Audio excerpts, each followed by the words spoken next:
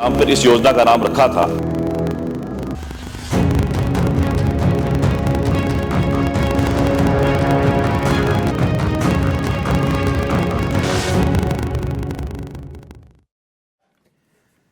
स्वागत है आप सभी का। आपके साथ मैं हूं स्वप्निल और सबसे बड़ा सवाल यही है कि महासंग्राम तो चल रहा है, लेकिन इसका अंजाम क्या होगा। एक कमेंट आपकी दादी, जिससे एक जंग की शुरुआत कांग्रेस की ओर से की गई। बीजेपी के कई चेहरों ने यह माना कि इस तरह से नहीं बोला जाना चाहिए था, लेकिन कई ने उस बयान का बचाव भी किया। लेकिन कांग्रेस एक बार जो प्रदर्शन पर उतरी, शायद अपने होशो हवास को बैठी, क्योंकि जिस तरह से डायस की तरफ बढ़ा गया, जिस तरह से टेबल पर मुक्का मारा गया, जिस तरह के शब्दों का इस्तेमाल किया गया, उसे कांग्रेस ने ऑन रिकॉर्ड गलत मान लिया है और संपूर्ण घटनाक्रम को यह कहा है कि खेदजनक है। लेकिन जो आपका पोर्शन था उस पर आपको वक्तव्य देना था। यही सुलह वार्ता हुई थी, स्पीकर के इंटेलिजेंस के साथ ये वार्ता हुई कि भैया ऐसा है कि आपने जो किया है उसका खेद प्रकट कर लो, उसके बाद मंत्री बोलेंगे। लेकिन जब बोलने की बारी आई तो जूली ने और पारीक साहब, जो कि कांग्रेस के विधायक हैं, दोनों ने इस बात को रखा, बहुत अच्छे तरीके से रखा। लेकिन जब डोटासरा, जिन्हें की स्पेशल परमिशन मिली थी बोलने के लिए, इस बात को ध्यान रखें, 6 निलंबित विधायक बाहर कर दिए गए थे, स्पेशल परमिशन देकर उनको अंदर बुलाया गया था। वो आए और फिर विधानसभा की कार्रवाई से यह क्लियर हुआ कि दरअसल उन्होंने अंदर तो यह कह दिया था सुलह वार्ता में कि मैं कह दूंगा खेद प्रकट करने का, लेकिन जब बोलने की बारी आई तो उन्होंने संपूर्ण घटनाक्रम को खेदजनक बता दिया और फिर यह कहा कि आप पहले मंत्री से करवाइए, फिर जो बन पड़ेगा मैं करूंगा। बहरहाल हुआ यही कि जो डेडलॉक था वो बना हुआ है और 3-4 टुकड़ों में जब ये इश्यूज अलग अलग समय पर उठा, लास्टली जूली ने ये कह दिया कि अगर मंत्री जी को नहीं बोलना है तो फिर हम यहां बैठ कर क्या करें, हम चले जाते हैं। और फिर वो चले भी गए। बहरहाल, तो क्या कांग्रेस अड़ गई है या क्या मंत्री को नहीं बोलना चाहिए था? इन्हीं सवालों के आसपास आज डिबेट को रखेंगे और सबसे बड़ा सवाल यही रहेगा कि आखिर ये महासंग्राम कब तक चलना है। मेरे साथ जो गेस्ट पैनल जुड़ रहा है आपको इंट्रोड्यूस करवा देता हूं। मेरे साथ जयपाल सिंह मांडोता जी हैं, बीजेपी प्रवक्ता हैं, यशवर्धन सिंह जी कांग्रेस प्रवक्ता हैं और एकलव्य सिंह राजनीतिक विश्लेषक। आप सभी का मैं स्वागत कर रहा हूं समाचार प्लस पर। जयपाल सिंह मांडोता जी, देखिए दरअसल हुआ क्या है कि कई बार सदन में कोई चीज हो जाती है, बाहर भी अगर कोई किसी चीज को सॉल्व करना ही चाहता है तो कोई ईगो नहीं दिखता। लेकिन अब हुआ क्या, जैसे राधा मोहन दास अग्रवाल जी ने कह दिया कि सही तो कहा, गलत क्या कहा। अविनाश गहलोत तो कोई बाइट ही नहीं दे रहे हैं। बीजेपी के कुछ लीडर्स या कुछ प्रवक्ताओं ने मेरे साथ डिबेट में ये कहा कि नहीं, अब वो मुंह से निकल गया, ऐसा नहीं बोलना चाहिए था। नहीं भी वैसे बोल दिया तो क्या, लेकिन नहीं बोलना चाहिए था। आखिर बीजेपी का स्टैंड क्या है, बोलना चाहिए था या नहीं बोलना चाहिए था? और अगर बोल ही देते या एक सेंटेंस रख ही देते बड़ा दिल रखकर विधानसभा में, तो क्या चला जाता? देखिए, विषय ये नहीं है। और जिस हिसाब से कांग्रेस पार्टी चाय के प्याले में तूफान खड़ा कर रही है, इससे जाहिर होता है कि राजस्थान में उनके पास कब अब कोई मुद्दे नहीं है। पिछले 1 साल में जो भारतीय जनता पार्टी का कार्य रहे, 50-60% कार्य हमने 1 साल के दौरान करके दिखाए। तो कांग्रेस पार्टी सदन में जिस प्रकार हर चीज़ को लेके बात का बतंगड़ बनाकर सदन में अवरोध पैदा करके सदन की कार्रवाई को रोकने का प्रयास कर रही है, और जिस प्रकार इस विषय को लेकर कि दिल्ली के दरबार में सबसे बड़ा कौन है, मुद्दा विहीन पार्टी और अड़चन विधायक बनके जिस प्रकार से अवरोध पैदा कर रहे हैं, निश्चित रूप से मैं कहना चाहूंगा कांग्रेस पार्टी से। या फिर आप चाहते ही नहीं थे सदन में विपक्ष रुके? नहीं, अल्टीमेटली आज तो वही हुआ, विपक्ष को कहना पड़ा। पहला विषय ये है कि दादी शब्द कैसे अनपार्लियामेंट्री वर्ड हुआ। और दादी शब्द गांव में हम रहते हैं तो दादा दादी चाचा चाची ये कॉमन वर्ड है, जो हमको ब्लड रिलेशन की जरूरत नहीं है, बोलते रहते हैं। और पहले ही कांग्रेस पार्टी इंदिरा अम्मा रसोई के नाम से, वहां तो कोई आपत्ति नहीं हुई, पहले के प्रकार की योजनाएं चलाते रहते हैं। और इस देश में भी नहीं, लेकिन सिर्फ दादी नहीं बोला गया था ना, आपकी दादी बोला गया था, जो कि टॉन्ट होता है। इसी टोंट पे इसी सदन में इनके पूर्व यूडीएच मंत्री ने इसी सदन में मर्दुमाला प्रदेश कहा। तो इस सदन में केवल बात का बतंगड़ बनाकर चाय के प्याले में तूफान खड़ा कर कांग्रेस पार्टी मुद्दाविहीन पार्टी अब इस प्रकार के विषय को लेकर प्रदेश के 8 करोड़ लोगों ने जो अपेक्षा की उनसे कि सदन में जाकर हमारी मांग उठाएं, समस्या उठाएंगे, आज मुद्दाविहीन पार्टी। जब मुद्दाविहीन की बात उठी है, एकलव्य, ऐसा तो नहीं है कि मुद्दे नहीं है। करंट सिनेरियो में बहुत से ऐसे सीरियस मुद्दे हैं जिन्हें विधानसभा में आना चाहिए था, जिन पर विपक्ष की नजर होनी चाहिए थी। मुझे नहीं पता विपक्ष की नजर उस पर है या नहीं। ऐसा नहीं है कि मुद्दे नहीं है, लेकिन हाँ, एक बिना बात के मुद्दे पर इतना हाइप मुझे एक्सपेक्टेड नहीं था। इंपॉर्टेंट ये है स्वप्निल जी कि यदि अगर मुद्दे हैं तो वो मुद्दे सदन के पटल पे ही डिस्कस होने चाहिए। और सदन पे सदन के पटल पर डिस्कस होने के लिए आवश्यक है कि सदन चले। अब मुझे आज जो मतलब हमने प्रतिक्रिया देखी है, मुझे लग रहा था कि कहीं ना कहीं जिस तरह से बाद में विरोध हुआ और बाहर के जो हमने मतलब चित्र देखे, मुझे ऐसा लगता है कि या तो आज एक तरह से मतलब कांग्रेस का एक धड़ा ऐसा था जो ये मानस बना के आया था कि आज हमें विरोध ही करना है। देखिए, एक बड़ा इंपॉर्टेंट है कि एक जो मानसिकता दिखाई देती है ना, अभी आपने देखा होगा कि कुछ समय पहले सेंटर में जब सिलेक्शन होना था चीफ इलेक्शन कमिश्नर का, तो उसमें माननीय गृह मंत्री, माननीय प्रधानमंत्री और माननीय विपक्ष के नेता एक साथ होते हैं। उसमें राहुल गांधी जी ने इस चीज को एक चांस भी नहीं दिया, मतलब जिसे कहते हैं ना कि एक सकारात्मक डिस्कशन होके क्या कोई रास्ता निकल सकता है। सीधा ही कह दिया कि ये कॉन्सेप्ट ही गलत है कि विपक्ष और सरकार साथ में मिलके एक सकारात्मक चर्चा करके जनता के मुद्दों पे बात करें। यदि अगर ये मानसिकता ही नहीं होगी तो मैं समझता हूं कि लेकिन एक सवाल है मेरा, मुझे ऐसा लगता है कि लोकसभा या राज्यसभा हो या फिर विधानसभाएं हो, उसमें जो भी कार्रवाई होती है उसे आइडियलिज्म का एक एग्जाम्पल सेट करना चाहिए किसी भी सिनेरियो को लेकर, जिसे हम आम जीवन में उतारने की कोशिश करें। अब पॉइंट यह है कि डोटासरा ने जो कुछ भी किया वो किसी से छिपा नहीं है। डोटासरा को पहले खेद प्रकट करना चाहिए था, या जहां से इस इशू की शुरुआत हुई थी उस पर पहले स्टेटमेंट आता, फिर विपक्ष को बोलना चाहिए था। आइडियलिज्म सिनेरियो एग्जांपल किससे सेट होता? देखिए, आइडियल तो बड़ा सिंपल है स्वप्निल जी, की ये क्लियर है कि ये लोग अध्यक्ष जी के, माननीय अध्यक्ष जी के चेंबर में गए थे, उनसे इनकी वार्ता हुई है, और वो अगर देखिए तो हम ग्रेविटी कंपेयर कर रहे हैं। जी बिल्कुल, अगर कोई बैक चैनल टॉक्स हुई हैं और अगर उससे मतलब, और वो इसीलिए हुई होंगी कोई रास्ता निकाला जाए। हमने जो विपक्ष के नेता है टीकाराम जूली जी, उनके भी जिस तरह से मतलब बैकग्राउंड में स्टेटमेंट सुनाई दे रहे थे, मैं समझता हूँ कि नहीं दोस्त देखिए, फिर मैं आइडियलिस्टिक सिनेरियो को एक्सप्लेन करता हूँ। किसी ने छेड़ी ली, उसका नतीजा कुछ भी हो सकता है, कुछ अति से ज्यादा भड़क सकता है, कुछ उसको हंसी में टाल सकता है, कुछ भी हो सकता है। तो पहला स्टेटमेंट आइडियलिस्टिकली किसकी तरफ से आ जाता तो ये सिनेरियो खत्म होता। देखिए, मुझे ये तो ईगो लगता है कि नहीं पहले मंत्री बोले, लेकिन आइडियल सिचुएशंस क्या होती? देखिए, मुझे तो बहुत ही सिंपल लगता है कि अगर आप इसकी रूट पे जाएंगे तो एक स्टेटमेंट पास किया गया। मैं समझता हूं कि विपक्ष की ओर से भी जब वो विपक्ष में रहे हैं और जब वो सरकार में रहे हैं, इस तरह के टॉन्ट्स कसे गए हैं। तंज कसना मतलब राजनीति में ये सब होता है, और मैं समझता हूं कि यो कहां तक उसको एक्सटेंड किया जा सकता है। मैं समझता हूं कि ठीक है, 5, 7, 10 मिनट उस पर विरोध जता के उस पर आगे बढ़ा जा सकता था। ठीक है। यशवर्धन भाई, आज डोटासरा जी ने अपने संबोधन में कहा कि स्पीकर जी, आपने हमेशा प्रतिपक्ष को संरक्षण प्रदान किया और यह कहने में मुझे कोई संकोच नहीं है। तो आज जब संरक्षण नहीं मिल रहा है तो ऑब्वियसली हर बार संरक्षण देने वाले ने सोचा होगा ना कि इस बार कुछ ज्यादा ही गलत हो गया, इसीलिए नहीं दिया। देखिए, ये तो डोटासरा जी की सदाशयता है कि वो इस बात पर कंसेंसस बनाने के लिए कि सदन चले, उसके लिए जिस को भी क्रेडिट देकर किसी भी तरीके से इस सिचुएशन को डिफ्यूज करने के लिए वो बोले।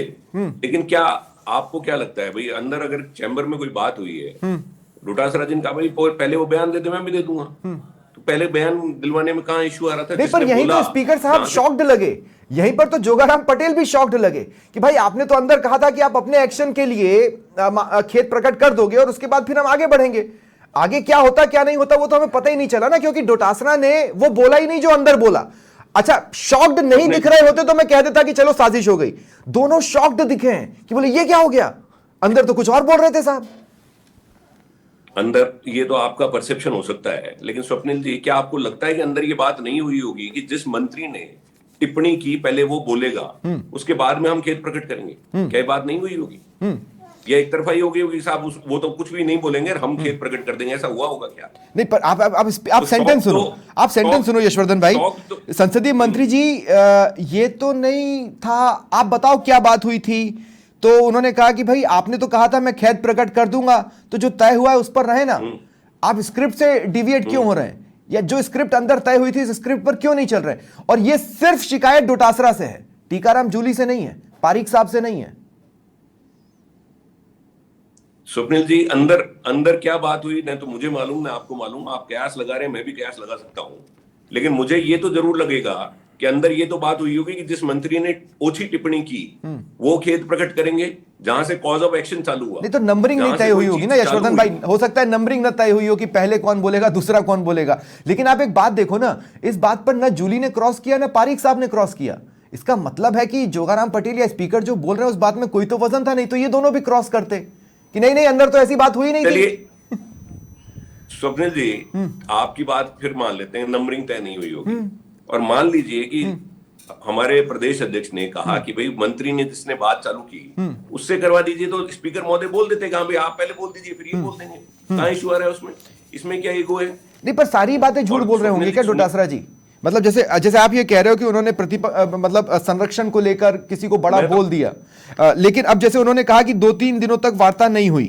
कैसे नहीं हुई साहब? 2 बार तो सरकार ने वार्ता के लिए भेजा था ना लोगों को, और वार्ता का समझौता भी भेजा गया था जो कांग्रेस ने नहीं माना था। फिर ऑन रिकॉर्ड झूठ क्यों बोलना? नहीं, कौन झूठ बोल रहा है? डोटासरा जी वो कह रहे हैं 2-3 डोटासरा दिन जी तक ने कहा वार्ता क्या? नहीं हुई। मैं आपको बताता हूं, पहले दिन भी हुई, शनिवार को भी हुई। नहीं, उसमें कोई कंसेशन बनी क्या? उसमें कोई सहमति बनी किसी चीज पर? ये फिर वार्ता नहीं हुई और सहमति नहीं बनी, ये अलग चीज है ना। मतलब वार्ता तो हुई, आप मानने को तैयार नहीं है कि वो वार्ता थी।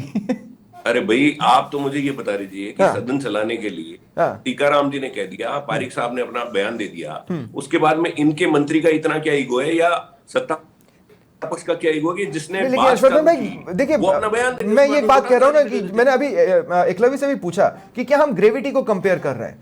किसी मंत्री ने 2 शब्द कहे जो आपको नहीं पुसाए, ठीक है, मैं वो बात समझ सकता हूं, लेकिन डोटासरा जाए और टेबल ठोक दें, हाथ से मार दे टेबल पर, या स्पीकर की तरफ बढ़ना कि स्पीकर को मार्शल बुलाने पड़ जाएं, और अल्टीमेटली आज तो ये बोलना पड़ा कि भाई मैं बुलाऊं या ना बुलाऊं, मार्शल तुम हर वक्त रेडी रहो। तो वो सिनेरियो क्रिएट किया गया एग्रेसिव बॉडी लैंग्वेज के साथ। अगर आप ग्रेविटी देखोगे तो ये ग्रेविटी इसकी ज्यादा नजर आती है ना। पहली माफी इसकी हो जाती तो क्या बुरा था? नहीं तो कॉज ऑफ एक्शन भी तो जिसका कारण ये सारा हुआ, वो बोलने में कहां दिक्कत आ रही है उनको? पहले वो बोल देते, उसके बाद में अगर हम नहीं बोलते तो बात हम पे आती। जिसने बात चालू की आप उसको शील्ड कर रहे हो, आप उसको बचा कर बैठे हो, आप अपना ईगो बीच में ला रहे हो। यानी सारी जो कार्रवाई विपक्ष पे ही होगी। आपने हमारे 6 सारी सदस्यों को निलंबित कार्रवाइयां कर तो दिया। विपक्ष पे ही होती हैं। आखिर आपने ये धमकी आज सुनी है कि जब लोकसभा में 140 से ज्यादा लोग निलंबित किए जा सकते हैं तो यहां पर भी किए जा सकते हैं। कुछ तो आप ऐसा किए होगे कि ये धमकी देखिए, स्पीकर वो को तो कोई देनी बिल पड़ी पास है, करवाने के लिए किए थे, लेकिन वो तो ठीक है, बाकायदा पूरा इनका अभी भी इनके बिल आने वाले हैं ना साहब। आपकी एक जिद की वजह से वो बिल बिना डिस्कशन के निकल जाएंगे, फिर आप लाख कहते रहिएगा बाहर। 140 सांसद, ये इनका बस चले तो पूरी लोकसभा को निलंबित कर दे। ठीक विपक्ष की है, पार्टियों एक शॉर्ट कमेंट को। एकलव्य, उसके बाद फिर जयपाल जी से मैं सवाल लूंगा। यशवर्धन भाई ने जिस शालीनता से अपनी बात को रखा, मैं समझता हूं कि सदन के पटल पे भी इसी तरह से रखा जा सकता था। एक कॉज ऑफ एक्शन की बात हुई। देखिए, कोई भी एक्शन इतना बड़ा नहीं हो सकता कि कोई भी मेंबर अध्यक्ष की कुर्सी की तरफ इस अग्रेशन के साथ नहीं बढ़ बढ़े। सकता। आप देखिए, हम क्या चाहते हैं स्वप्निल जी, आपके ही इस पटल पे मैंने एक बात पहले भी कही थी कि जो राजेंद्र गूड़ा जी के साथ हुआ था, क्या हम उस चीज का वेट करेंगे कि वही अध्यक्ष के साथ हो जाए और उसके बाद तो एक्शन possible होना ही नहीं, मार्शल वगैरह चाहिए? हैं, बाकी तो दुनिया हमें है वहाँ अगर पर। एक मतलब कि हम एक स्ट्रॉन्ग डेमोक्रेसी हैं, तो उस डेमोक्रेसी के जो सबसे टॉप इंस्टीट्यूशंस हैं जिनके की माननीय अध्यक्ष रिप्रेजेंट करते हैं जिसको, उसको मतलब उसकी गरिमा बनी रहनी चाहिए और उसका दायित्व स्वयं उनके पास ही, और उसी के हिसाब से उन्होंने ये एक्शन किया है। इंटरेस्टिंगली सारे गेस्ट को स्क्रीन पर ले लें। जूली साहब ने एक बड़ी गजब की बात आज बोली, क्षमा बड़न को चाहिए छोटन को उत्पात। मतलब वो स्पीकर साहब से गुहार लगा रहे थे, जिसमें उन्होंने कहा कि छोटे तो उत्पात करेंगे ही, तो छोटे उत्पात कर रहे हैं।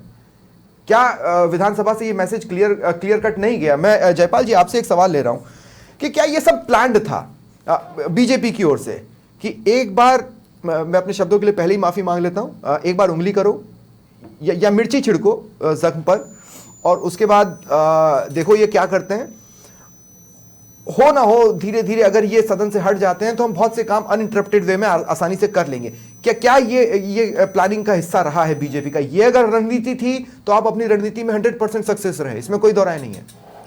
देखिए, सरकार की पहले दिन से एक कोशिश थी कि सदन सुचारू रूप से चले, स्वस्थ परंपराओं के साथ में, मर्यादाओं के साथ में और नियमों के तहत चले। इस प्रकार के प्रयास माननीय अध्यक्ष महोदय द्वारा पहले दिन से किए गए।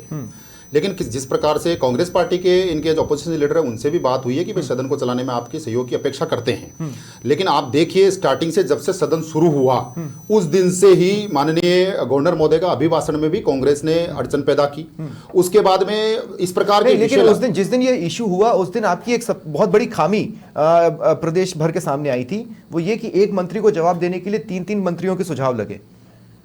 शायद उस एपिसोड की वजह से बीजेपी ने ये प्लान आउट किया कि कुछ ऐसा किया जाए ताकि हम आगे के काम जो करना चाहते हैं वो आसानी से कर लें। फिर भी मेरा जो कहने का मतलब यही है कि कांग्रेस पार्टी पहले दिन से ही सदन को चलाने में किसी प्रकार का सहयोग नहीं कर रही थी। किरोलाल जी मीणा का विषय लेके आई, वो रिकॉर्ड हो रहा है, मोबाइल रिकॉर्ड हो रहा है, गंभीर है। नहीं, उसमें माननीय मैडम साहब ने सदन को अवगत कराया, सारी चीजें क्लियर कर दी। लेकिन जैसे वो विषय खत्म हुआ उससे पहले जैसा मैंने कहा, मीणा तो फिर बोल दिए। मैं वही कह रहा हूं कि मुद्दा नहीं है कांग्रेस पार्टी के, मुद्दे को चाय की प्याली में तूफान बनाकर प्रदेश के 8 करोड़ लोगों के हित इनके लिए इंपॉर्टेंट नहीं है। प्रॉब्लम क्या हुआ है? जयपाल जी प्रॉब्लम क्या हुई है? प्रॉब्लम ये हुई है कि आपका फ्लोर मैनेजमेंट कमजोर दिखा है।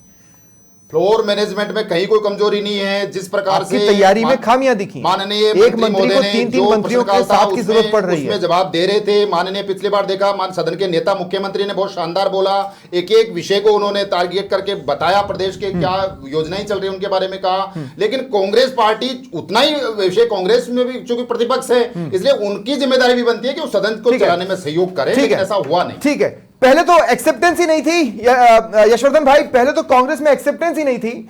आज जूली जी भी बोले, पारीक जी भी बोले और डोटासरा जी भी बोले कि हां कुछ शब्द बोल दिए गए जो नहीं बोले जाने चाहिए थे। अब मान लीजिए 2 शब्द बीजेपी ने कहे और आपने 7-8 शब्द बोल दिए, तो फिर पहले तो माफी आप ही को मांगनी चाहिए या खेद आप ही को प्रकट करना चाहिए, इसमें कोई दो राय नहीं है। ये तो हो गया पॉइंट नंबर 1। पॉइंट नंबर 2 ये कि हम वो पार्टी लैंग्वेज की बात कर रही है जिसमें लैंग्वेज का बहुत बड़ा एग्जाम्पल पिछले सत्र में शांति धारीवाल सेट कर चुके हैं। फिर वो पार्टी लैंग्वेज की बात कर रही है जो आज ये बोलती सुनाई दी कि मंत्री इतना बड़ा हो रहा है कि 2 शब्द नहीं बोल सकता।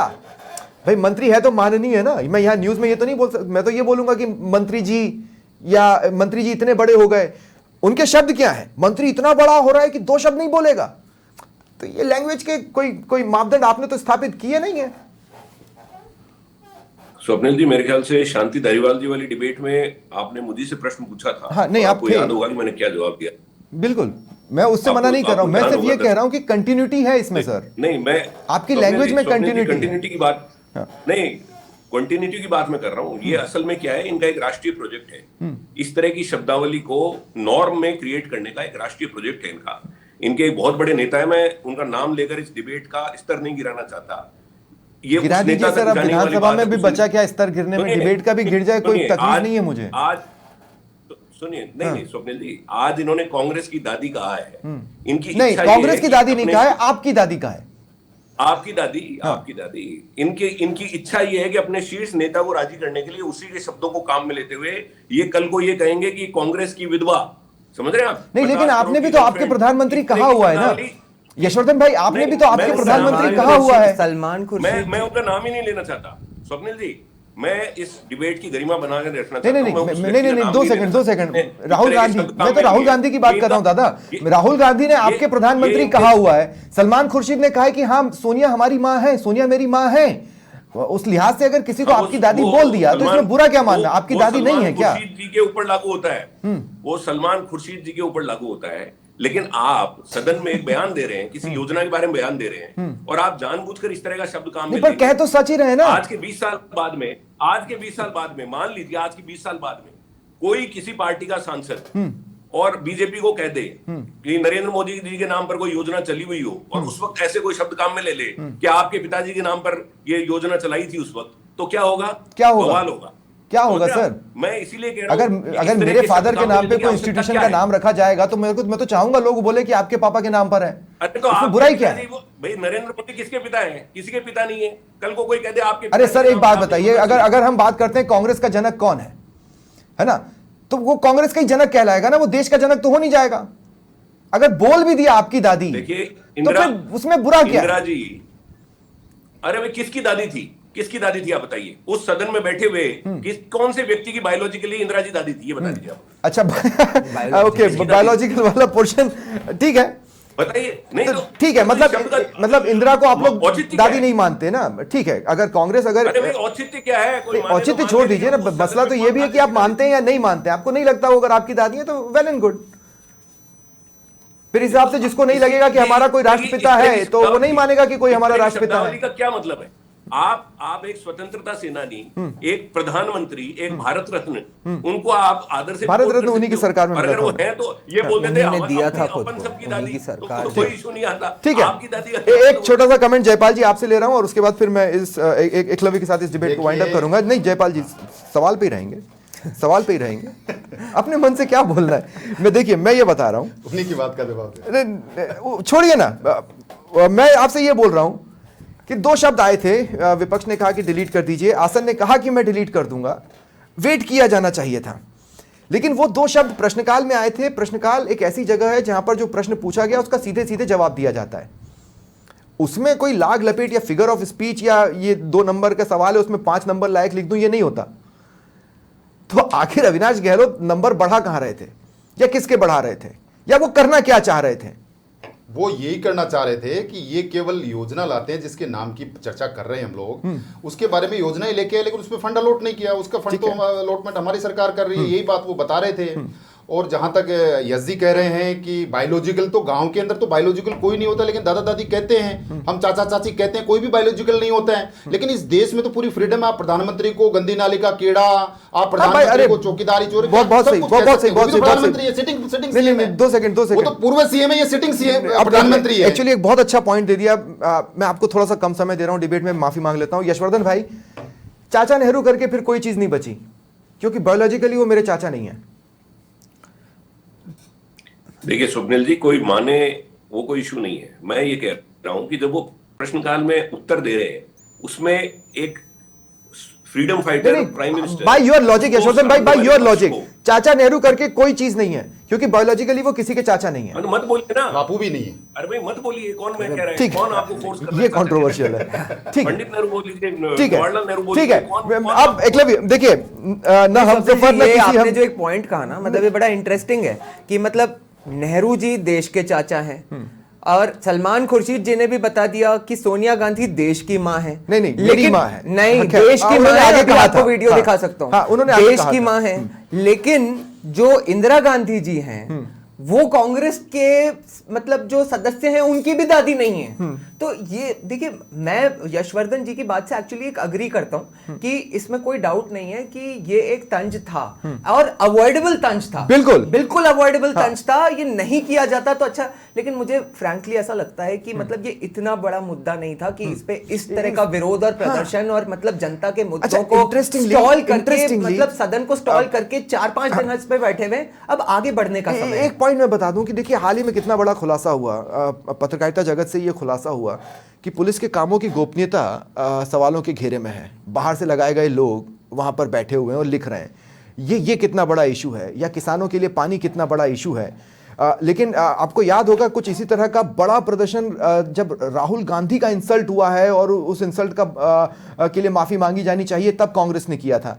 लेकिन इतना बड़ा प्रदर्शन और वाटर कैनन का सामना रियल, मतलब आप देखिए खुद पर बात आएगी तो ही इस तरह के प्रदर्शन हो रहे हैं। इसलिए मेरा अंतिम पॉइंट है, ना हम सफर ना किसी हमनशी से निकलेगा, हमारे पांव का काटा है हम ही से निकलेगा। ये बात समझने का वक्त कांग्रेस के लिए आ चुका है। देखिए अगर आप सच में आगे बढ़ना चाहते हैं मैं इसको देखिए, समझता हूं। कांग्रेस अलग अलग मुद्दों पर लगातार प्रदर्शन करती है। ठीक है यशवर्धन भाई, देखिए मैं इस डेडिकेशन की बात कर रहा हूं जो आज सड़कों पर दिखाई दिया है, जो आज सदन में दिखाई दिया है। ये डेडिकेशन दरअसल राहुल गांधी की बेइज्जती पर आता है, ये डेडिकेशन इंदिरा गांधी की बेइज्जती पर आता है।